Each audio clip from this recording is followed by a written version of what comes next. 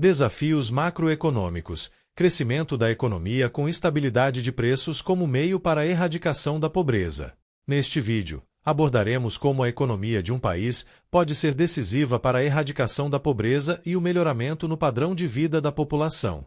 Politicamente, a erradicação da pobreza é importante como forma de um governo promover a pacificação sutil da população, já que com desenvolvimento econômico e humano, as pessoas tendem a elevar seus níveis de satisfação e isso refletir numa melhor convivência entre elas. Contudo, para isso, é preciso que haja políticas públicas bem definidas que conduzam o desenvolvimento econômico ao bem-estar da população de um modo geral, e essas políticas essencialmente passam por um melhor nível de instrução e educação da população como um todo. A riqueza de um país se mede pelo seu nível de crescimento das atividades econômicas. Antes, porém, é necessário que se descubra a vocação nacional para algum tipo de atividade que no médio e longo prazos propicie melhora de vida da população. Geralmente, quando um país é recém-independente, as atividades econômicas são pouco desenvolvidas, havendo a tendência para meios extrativistas e minerais, pecuários ou agrícolas, voltados à exportação.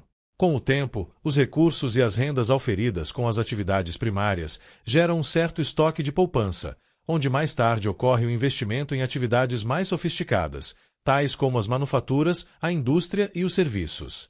Através disso, ocorre uma agregação de valor sobre mercadorias exportadas e isso se refletir em melhores rendas pessoais dentre a população, refletindo no aumento da demanda por bens e serviços no mercado interno e no crescimento da produção deles para atender a essa demanda.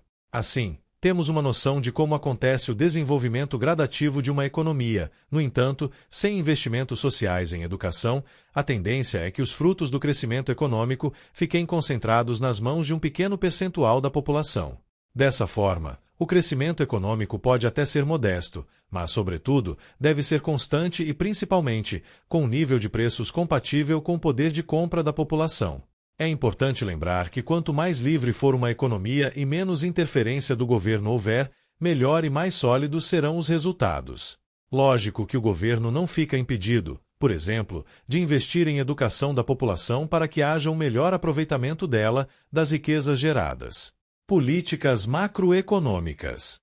Grande parte dos governos adotam políticas macroeconômicas para estimular o nível de atividade de suas economias. No entanto, essas políticas geram gastos públicos que impactam na inflação e, por fim, acabam neutralizando os efeitos benéficos que tais políticas gerariam, com a perda do poder de compra da população, ainda que tenha havido um aumento no nível de renda.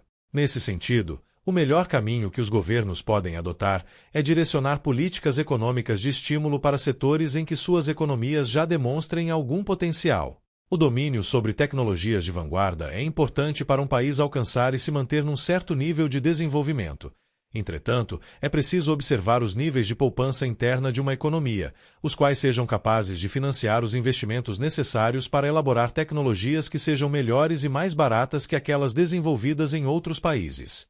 De nada adianta governos investirem em algo que não garanta um certo protagonismo nacional em setores da economia, que não sejam absorvidas no mercado exterior. Fazer investimentos governamentais com baixo nível de poupança interna é caminho certo para o endividamento público. O custo-benefício desse tipo de política é extremamente arriscado e não garante retornos sociais compatíveis ao desejo nacional de redução gradual dos níveis de pobreza da população.